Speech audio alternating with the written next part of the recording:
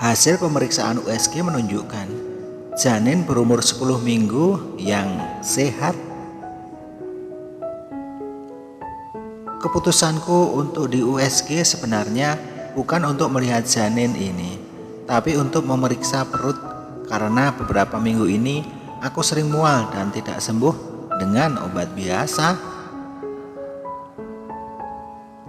Aku benar-benar tidak menyangka hubunganku dengan Ferry akan membuatku tekdung.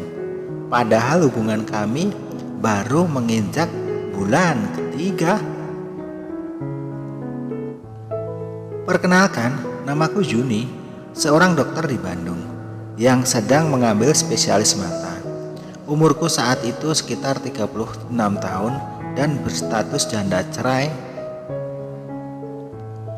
Mantan suamiku juga dokter ahli penyakit dalam yang belakangan ternyata punya kelainan, yaitu suka perempuan dan laki-laki. Karena tidak tahan, akhirnya aku minta pisah setelah ayahku meninggal dunia. Perceraian dan kehilangan ayah membuat aku menjadi gamang, apalagi bagiku ayahku adalah segala-galanya. Kegamangan itu rupanya terbaca dan dimanfaatkan oleh Dr. NL, dokter senior yang sangat dihormati di kotaku, yang juga sekaligus menjadi dosen pembimbing program spesialisku. Dengan pendekatan kebapaannya, dia akhirnya berhasil membujukku untuk berhubungan tanpa banyak kesulitan. Hubungan kami awalnya berlangsung sangat intens karena kami punya banyak kesempatan bersama untuk melakukan dimanapun kami ingin. Alasanku berhubungan dengan Dr. NL adalah untuk mengisi kekosongan sosok seorang ayah. Maka pada awalnya aku tidak begitu peduli dengan kualitas hubungan yang aku dapat, yaitu kurangnya mendapat kesenangan. Hubungan kami pun tidak pernah membuatku sampai tekdung, walaupun kami sering melakukannya pada periode subur tanpa pengaman.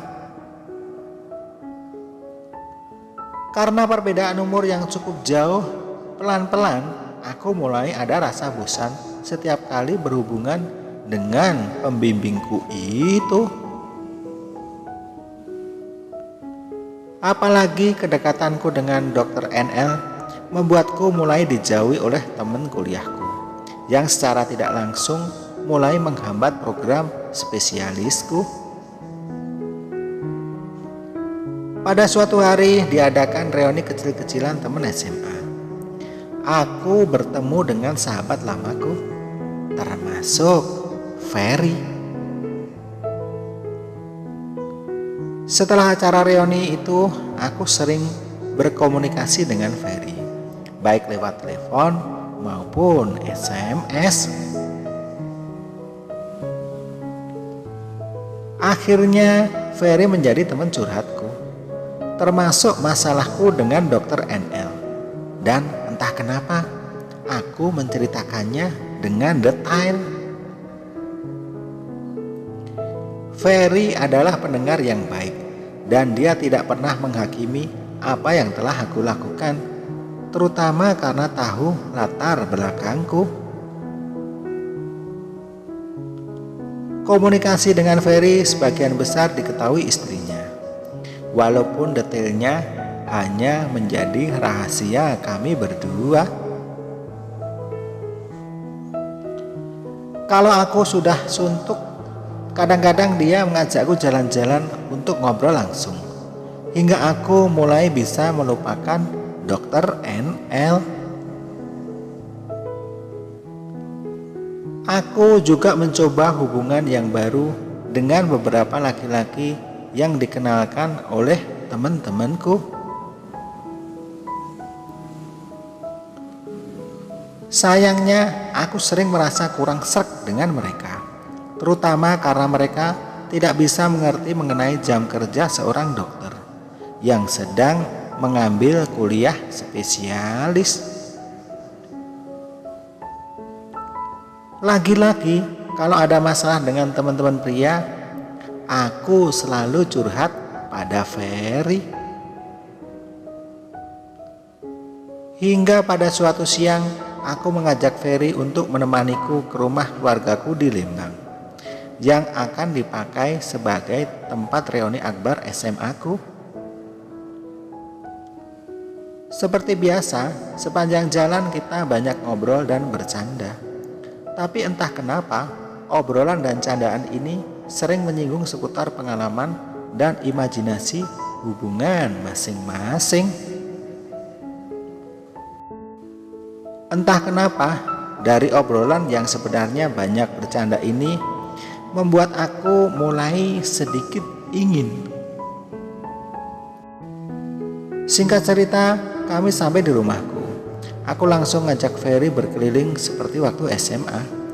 Obrolan kami diselingi bergandengan tangan, sekedar mengelus kepala dan pipi. Setelah selesai berkeliling, kami kembali ke ruang tengah. Kami duduk di sofa dan ngobrol lagi.